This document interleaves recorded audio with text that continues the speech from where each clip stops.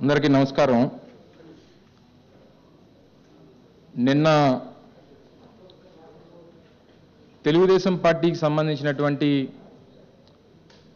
శాసనసభ పక్ష సమావేశంలో రాష్ట్ర ముఖ్యమంత్రి చంద్రబాబు నాయుడు గారు కాపులకు సంబంధించినటువంటి అంశంలో 5% రిజర్వేషన్ సంబంధించి ఏదైతే ఈబీసీ కోటాల్లో 5% రిజర్వేషన్లు ఇస్తానన్నటువంటి మాట గతంలో ఒక మాట ఏదైతే చెప్పాడో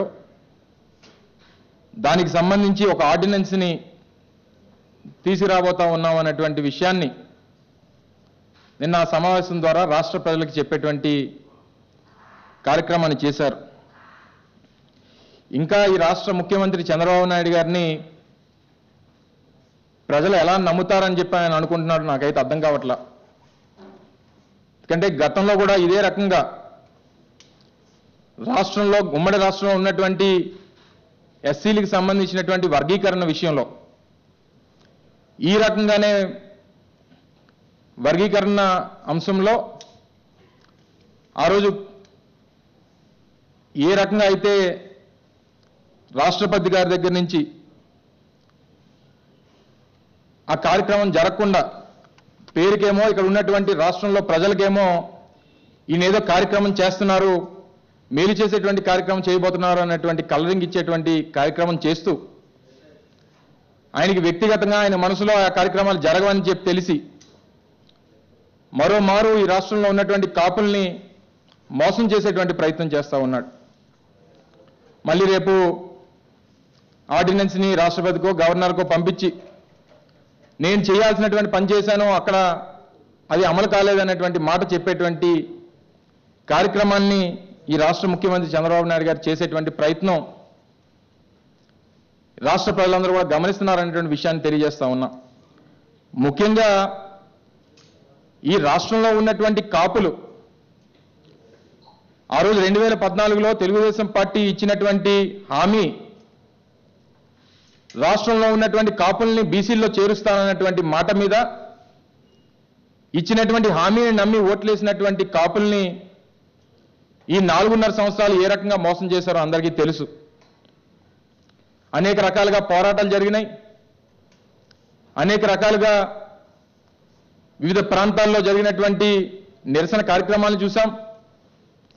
రాష్ట్రంలో ఉన్నటువంటి కాపులు అడిగింది సోషల్లీ బ్యాక్వర్డ్నెస్ సంబంధించినటువంటి బీసీ రిజర్వేషన్ని కాపులు అడుగుతా ఉన్నటువంటి అంశం.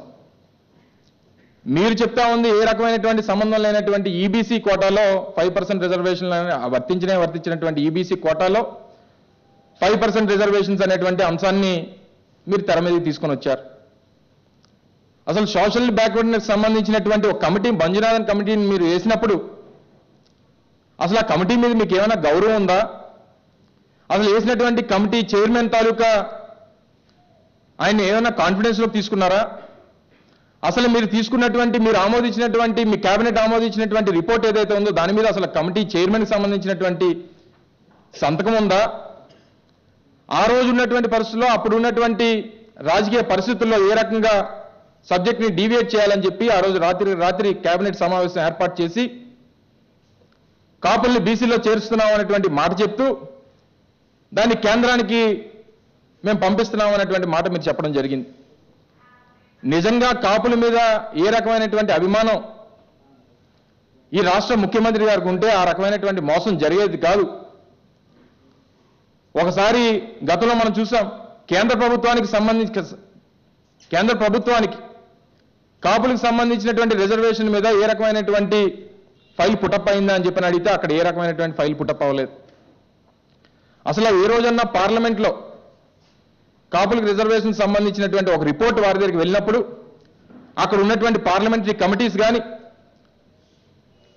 అత్యున్నతమైనటువంటి న్యాయస్థానాలు కానీ ఏ రకమైనటువంటి కమిటీ వేసినా ఆ రిపోర్ట్ మీద క్వశ్చన్ చేయడానికి ఏ రకమైనటువంటి పాయింట్ దొరకకుండా ఉన్నటువంటి పరిస్థితులు ఉంటేనే ఆ రిపోర్ట్ను ఆమోదించి రిజర్వేషన్లు దక్కేటువంటి పరిస్థితి ఉంటుంది తప్ప అసలు కమిషన్ చైర్మన్కి సంబంధించినటువంటి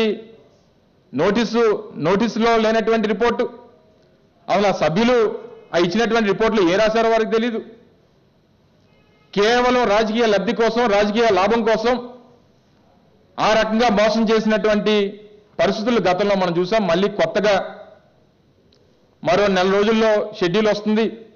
మరో నెల రోజుల్లో ఎన్నికలకు సంబంధించినటువంటి ప్రక్రియ మొదలవుతుందని చెప్పి తెలిసి మనకేమో పేపర్లో కాపులకి రిజర్వేషన్ సంబంధించి ఆర్డినెన్స్ జారీ చేస్తున్నామని చెప్పి మీకు పెద్ద పెద్ద హెడ్డింగ్లు పెట్టేటువంటి పత్రికలు మీకున్నాయి. కానీ పేరుకి పత్రికల్లో మీకు వార్తలు రావాలి తప్ప పని మాత్రం మీకు జరగకూడదు చంద్రబాబు నాయుడు గారికి. ఆ రకమైనటువంటి ప్రక్రియకి ఈయన తెరలేపినటువంటి సందర్భాలు నేను మనం చూసాం.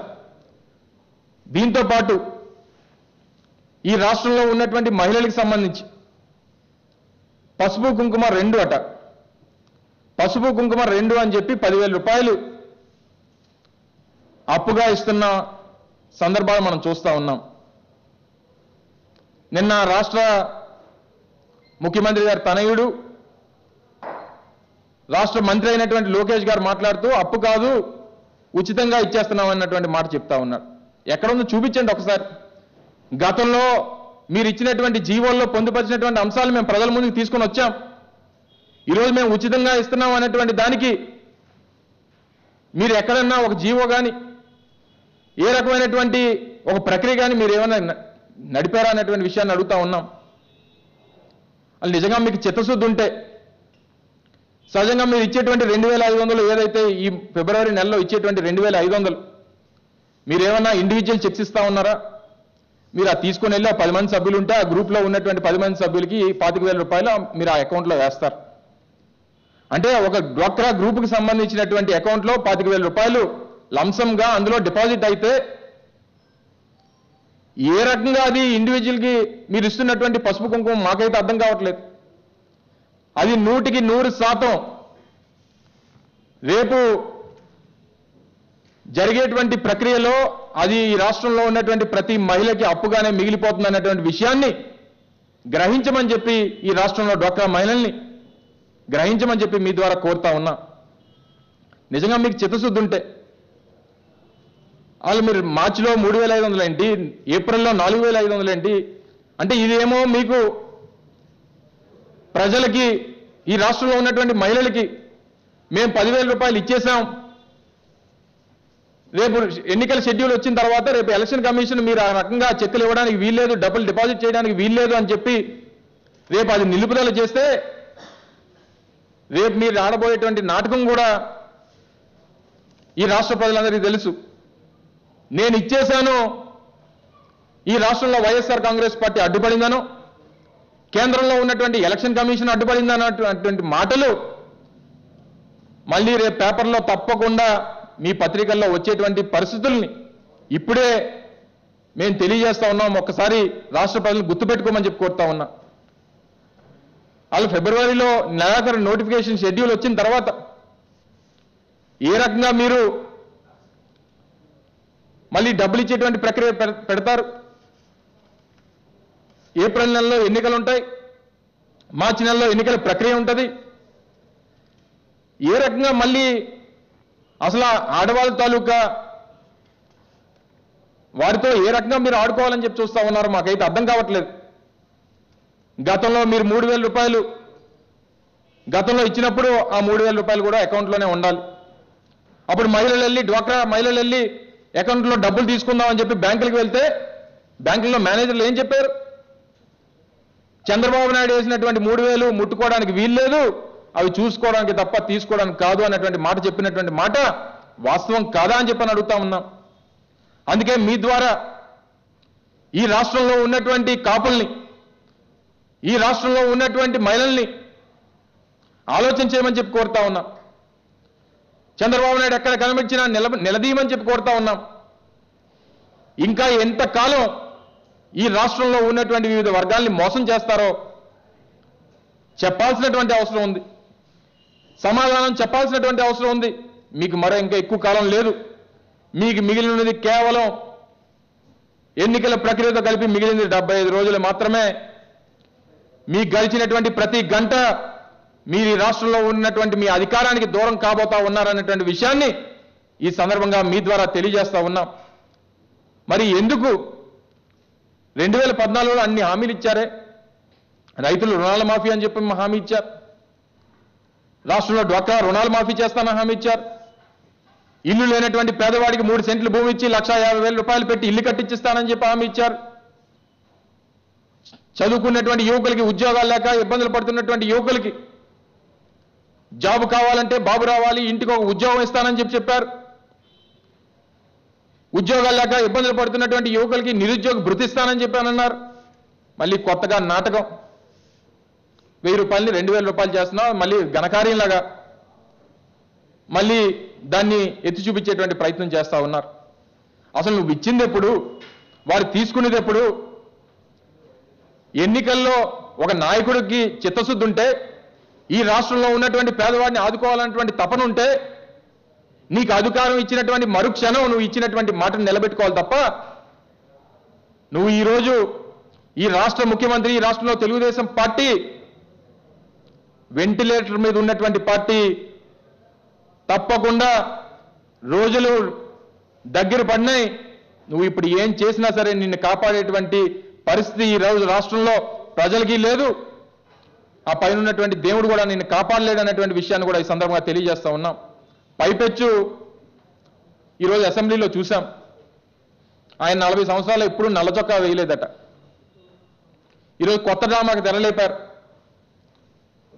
ఈరోజు రాష్ట్రంలో ఉన్నటువంటి ప్రజలు, పెద్దలు, వైఎస్ఆర్ కాంగ్రెస్ పార్టీ అధ్యక్షులు జగన్మోహన్ రెడ్డి గారు 4.5 సంవత్సరాలుగా ఈ రాష్ట్రానికి ప్రత్యేక హోదా కోసం, ఈ రాష్ట్రానికి జరుగుతున్నటువంటి అన్యాయం కోసం 4.5 సంవత్సరాలుగా ఇదే నల్ల చొక్కా జగన్మోహన్ రెడ్డి గారు 2015లోనే వేశారు. అప్పుడెందుకు మీరు నోరు పెగలలేదు? ఎందుకు మీరు ఆ రోజు కేంద్ర ప్రభుత్వం మీద మాట్లాడలేదు? ఎందుకు రాష్ట్ర ప్రభుత్వం ఆ రోజు కేంద్ర ప్రభుత్వంతో పోరాటం చేయలేదు? ఈరోజు మీకు నోరుందని చెప్పి అక్కడ ఉన్నటువంటి ఇద్దరు భారతీయ జనతా పార్టీ నాయకుల మీద రంకెలేస్తా ఉన్నారు. అంటే వాళ్ళు మీరు ఏమన్నా సరే వాళ్ళు పడి ఊరుకుంటారనో, లేకపోతే మీకున్నటువంటి 140 మంది మా పార్టీ నుంచి గెలిచినటువంటి 23 మంది ఎమ్మెల్యేలతో సహా మీకున్నటువంటి బలంతో మీరు వారు మిమ్మల్ని ఏమీ అనలేరు అన్నటువంటి ధైర్యంతోనో మీరు వారి మీద రంకెలేస్తా ఉన్నారు. నిజంగా ఈరోజు ఈ నిరసన కార్యక్రమం ఏ రకంగా ఉందంటే, ఒక వ్యక్తిని హత్య చేసినటువంటి హంతకుడే శాంతి యాత్ర చేస్తే ఏ రకంగా ఉంటుందో ఆ రకమైనటువంటి కార్యక్రమం ఈరోజు అసెంబ్లీలో కనబడతా ఉంది. ఈరోజు మీరేమో కేంద్ర ప్రభుత్వం మీద, కేంద్ర ప్రభుత్వంలో ప్రవేశపెడుతున్నటువంటి బడ్జెట్ మీద మీరు ఉద్వేగపూరితంగా ప్రసంగం చేస్తా ఉన్నారు. మరి మీ పార్లమెంట్ సభ్యులు, మీ అశోక్ గజపతిరాజు గారు, మీ సుజనా చౌదరి గారు గతంలో 4 సార్లు కేంద్ర ప్రభుత్వం బడ్జెట్ ప్రవేశపెట్టినప్పుడు ఎందుకు చప్పట్లు కొట్టి మీరు ఆ రోజు ఆ బడ్జెట్ని మీరు స్వాగతించారో, ఈ రోజు మళ్ళీ ఎందుకు యూటర్న్ తీసుకొని ఈ రకమైనటువంటి మాటలు మాట్లాడుతున్నారో ప్రజలకు చెప్పాల్సినటువంటి అవసరం ఉంది. మేము ఆ రోజు కేంద్రంలో ప్రవేశపెట్టినటువంటి మొదటి బడ్జెట్ దగ్గర నుంచి ఈ రాష్ట్రానికి జరుగుతున్నటువంటి అన్యాయమైనటువంటి కార్యక్రమాల మీద, రాష్ట్రానికి సంబంధించినటువంటి ప్రత్యేక తరగతి హోదా, స్పెషల్ కేటగిరీ స్టేటస్ సంబంధించి కానీ, విశాఖపట్నానికి సంబంధించినటువంటి రైల్వే జోన్ అంశం మీద కానీ, ఈ రాష్ట్రానికి సంబంధించినటువంటి విభజన చట్టానికి సంబంధించినటువంటి హామీల విషయంలో కానీ, ఈరోజు అనేక అంశాల మీద, ఈరోజు రాష్ట్రానికి జీవనాడైనటువంటి పోలవరం ప్రాజెక్టుకు సంబంధించి కానీ గత 4 బడ్జెట్ల నుంచి కూడా మేము వ్యతిరేకిస్తూ, బడ్జెట్ మీద పోరాటం చేస్తూ, మా తాలూకా నిరసనలు తెలియజేస్తూ, కేంద్ర ప్రభుత్వం మీద ఒత్తిడి తీసుకొని వచ్చి కేంద్ర ప్రభుత్వం మీద పోరాటం చేస్తూ అనేక సందర్భాల్లో మేము పోరాటం చేశామే. మరి ఆ 4 సంవత్సరాలు మీరు ఎందుకు కలిసి రావలేదు? ఎందుకు నరేంద్ర మోడీతో మీరు కలిసి సంసారం చేశారు? ఎందుకు ఏ రోజు కేంద్ర ప్రభుత్వాన్ని నరేంద్ర మోడీని నిలదీయలేదు? ఈరోజు ప్రపంచ దేశాల్లో ఈరోజు భారతదేశానికి ఎంత ఉన్నతమైనటువంటి స్థానం వచ్చిందంటే నరేంద్ర మోడీ గారి వల్లే అన్నటువంటి మాట మీరు అసెంబ్లీలో మాట్లాడినటువంటి సందర్భం మీకు మర్చిపోయారా అని చెప్పని అడుగుతా ఉన్నా. 14th ఫైనాన్స్ కమిషన్కి సంబంధించి, ప్రత్యేక హోదాకి 14th ఫైనాన్స్ కమిషన్ అనుకూలంగా లేదు అన్నటువంటి ఇదే ముఖ్యమంత్రి ఈరోజు అదే 14th ఫైనాన్స్ కమిషన్ ప్రత్యేక హోదా ఇమ్మందని చెప్పి ఈరోజు అసెంబ్లీలో మీరు మాట్లాడుతూ ఉన్నారే. గతంలో ఏమో మేము మాట్లాడి మా నాయకుడు ఆ రోజు జగన్మోహన్ రెడ్డి గారు అసెంబ్లీలో అనేక సందర్భాల్లో మాట్లాడినప్పుడు మీరు వ్యతిరేకిస్తూ వచ్చి ఈరోజు దెయ్యాలు వేదాలు వల్లించినట్టుగా ఈరోజు అసెంబ్లీలో మీరు కూర్చొని ఈ రాష్ట్ర ప్రజలు అమాయకులు అన్నటువంటి విధంగా మీరు చేస్తున్నటువంటి ప్రవచనాలు చూసి ఈరోజు రాష్ట్రంలో ఉన్నటువంటి ప్రజలు ముక్కున వేలేసుకున్నారు అన్నటువంటి విషయాన్ని తెలియజేస్తా ఉన్నాం. తప్పకుండా ఈరోజు ఏదైతే రాష్ట్రానికి ప్రత్యేక హోదా అంశంలో, రాష్ట్రానికి సంబంధించినటువంటి విశాఖపట్నం కేంద్రంగా రైల్వే జోన్ అంశంలో, ఈరోజు విభజన చట్టానికి సంబంధించినటువంటి అనేక అంశాల్లో ఏది సాధించాలన్నా అది ఒక్క వైఎస్ఆర్ కాంగ్రెస్ పార్టీతోనే, ఒక్క వైఎస్ జగన్మోహన్ రెడ్డి గారితోనే సాధ్యపడుతుంది అన్నటువంటి విషయాన్ని కూడా ఈరోజు రాష్ట్ర ప్రజలందరూ కూడా తెలియజేస్తా ఉన్నాం. అందుకే నిన్న మా నాయకుడు కూడా మాట్లాడుతూ ఆయన చెప్పడం జరిగింది, ఈ రాష్ట్రంలో ఉన్నటువంటి 25 పార్లమెంట్ సభ్యుల్ని వైఎస్ఆర్ కాంగ్రెస్ పార్టీకి రాష్ట్ర ప్రజలు అందించండి అని చెప్పి ఆయన విజ్ఞప్తి చేయడం జరిగింది. తప్పకుండా రేపు వైఎస్ఆర్ కాంగ్రెస్ పార్టీ అధికారంలోకి వచ్చిన తర్వాత ఈ రాష్ట్రంలో ఉన్నటువంటి ప్రతి వర్గానికి న్యాయం జరిగేటువంటి పరిస్థితి వస్తుంది తప్ప ఇంకా ఈ రాష్ట్ర ముఖ్యమంత్రి చంద్రబాబు నాయుడు గారు చెప్పేటువంటి మాటలు ఇంకా నమ్మి మోసపోతే మనం ఉరేసుకున్నట్టే అనేటువంటి విషయాన్ని కూడా ఈ సందర్భంగా తెలియజేస్తూ మరొకసారి ఈరోజు జరుగుతున్నటువంటి అసెంబ్లీ సమావేశాల్లో ఆయన తాలూకా నాటకాల్ని, ఈ రాష్ట్ర ముఖ్యమంత్రి గారి తాలూకా నాటకాల్ని కట్టిపెట్టమని, ఈ రాష్ట్రంలో వివిధ వర్గాల్ని మోసం చేసేటువంటి ప్రయత్నాన్ని ఈ ఎన్నికల ముందు ఇంకా ఆపమని, ఇంకా ఈ రాష్ట్రంలో ఉన్నటువంటి ప్రజలు మోసపోవడానికి సిద్ధంగా లేరు అనేటువంటి విషయాన్ని కూడా ఈ రాష్ట్రంలో తెలుగుదేశం పార్టీ ముఖ్యమంత్రి చంద్రబాబు నాయుడు గారికి, ఆ నాయకులకి మీ ద్వారా మరొకసారి తెలియజేస్తా ఉన్నా. జగన్మోహన్ రెడ్డి గారు మొదటి నుంచి మా స్టాండ్ ఒకటే స్టాండ్, కాపులకు రిజర్వేషన్లు ఈ రోజు చెప్పినటువంటి ఆర్డినెన్స్ కూడా బ్యాక్వర్డ్నెస్ అంటే బ్యాక్వర్డ్ క్యాస్ట్ సంబంధించి బీసీలకు సంబంధించినటువంటి ఆర్డినెన్స్ కాదు ఆయన చెప్పింది. ఈబీసీల్లో 5% రిజర్వేషన్లు కాపులకు కల్పిస్తామన్న దాని మీద రిజర్వేషన్లకు సంబంధించి ఆర్డినెన్స్ తీసుకొస్తానని చెప్పని అన్నాడు. అసలు ఎక్కడన్నా అది జరిగే పరిస్థితి ఉందా అని చెప్పని అడుగుతా ఉన్నాం. అంటే ఈయనకేమో రాష్ట్రంలో ప్రజలు చంద్రబాబు నాయుడు ఏదో ప్రయత్నం చేశాడు, తెచ్చేటువంటి ఆలోచన చేశాడు, అక్కడ ఉన్నటువంటి రాష్ట్రపతి అక్కడ ఉన్నటువంటి గవర్నర్ దాన్ని అడ్డుపెట్టారన్నటువంటి సాకుని చెప్పి నేను చేయాల్సినటువంటి చేశాను, పైన ఉన్నటువంటి గవర్నర్లో పైన ఉన్నటువంటి రాష్ట్రపతి దాన్ని అడ్డుపెట్టారన్నటువంటి మాటని చెప్పడానికి చేసినటువంటి ప్రయత్నం తప్ప ఇంకొకటి కాదు. మా తాలూకా స్టాండ్ క్లియర్గా చెప్పడం జరిగింది. జగన్మోహన్ రెడ్డి గారు కూడా ఇదే వేదిక మీద నుంచి ఆ రోజు 2016 31వ తారీఖు జనవరి ఆ రోజు తుల్లో జరిగినటువంటి ఇన్సిడెంట్ జరిగిన తర్వాత ఇదే వేదిక మీద నుంచి జగన్మోహన్ రెడ్డి గారు మాట్లాడుతూ చెప్పడం జరిగింది, ఏదన్నా చిత్తశుద్ధి ఉండాలి చేయడానికి, చేసేటువంటి ప్రయత్నంలో నిజాయితీ ఉండాలి. ఈరోజు రాష్ట్ర ప్రభుత్వం బీసీలకు సంబంధించినటువంటి దాంట్లో దానికి సంబంధించినటువంటి సోషో ఎకనామిక్ సంబంధించినటువంటి రిపోర్ట్ని తయారు చేసి దాన్ని కేంద్ర ప్రభుత్వానికి పంపించినప్పుడు అక్కడ ఉన్నటువంటి ఏ కమిటీ వేసినా, పార్లమెంట్లో కమిటీ వేసినా లేకపోతే న్యాయస్థానంలో ఏదన్నా ఒక బెంచ్కి వెళ్ళినా సరే ఇచ్చినటువంటి రిపోర్ట్లో ఏ రకమైనటువంటి లోటుపాట్లు ఉండకూడదు, ప్రశ్నించేదానికి అవకాశం ఉండకూడదు. అటువంటిది వచ్చినప్పుడు తప్పకుండా రిజర్వేషన్లు ఇచ్చేదానికి అవకాశం ఉంటుంది. రాష్ట్ర ప్రభుత్వం నుంచి చేయాల్సినటువంటి అన్ని రకాలైనటువంటి కార్యక్రమాలు చేస్తాం. రేపు 25 మంది పార్లమెంట్ సభ్యులు రేపు వైఎస్ఆర్ కాంగ్రెస్ పార్టీకి ప్రజలు అందిస్తే తప్పకుండా కేంద్ర ప్రభుత్వం మీద కూడా ఆ రోజు ఒత్తిడి తీసుకుని చేసేటువంటి ప్రయత్నం కూడా ఆ రోజు వైఎస్ఆర్ కాంగ్రెస్ పార్టీ చేస్తుంది అన్నటువంటి మాట చెప్పాం. ఈరోజు జగన్మోహన్ రెడ్డి గారు రేపు ముఖ్యమంత్రి అయితే ఆయన సంతకం పెట్టేసి నేను బీసీల్లో చేసేస్తున్నాను అనేదానికి అది ప్రక్రియ కాదు. మరొకసారి చంద్రబాబు నాయుడు మేము మోసం చేయడానికి సిద్ధంగా వైఎస్ఆర్ కాంగ్రెస్ పార్టీ లేదు అన్నటువంటి విషయాన్ని జగన్మోహన్ రెడ్డి గారు చెప్పారు. దాన్ని ఆలోచన చేయమని చెప్పి నీతిగా, నిజాయితీగా, విశ్వసనీయతతో ఏ రకమైనటువంటి మాటలు జగన్మోహన్ రెడ్డి గారు చెప్పారో ఆలోచన చేయమని చెప్పి ప్రజల్ని కోరుతా ఉన్నాం.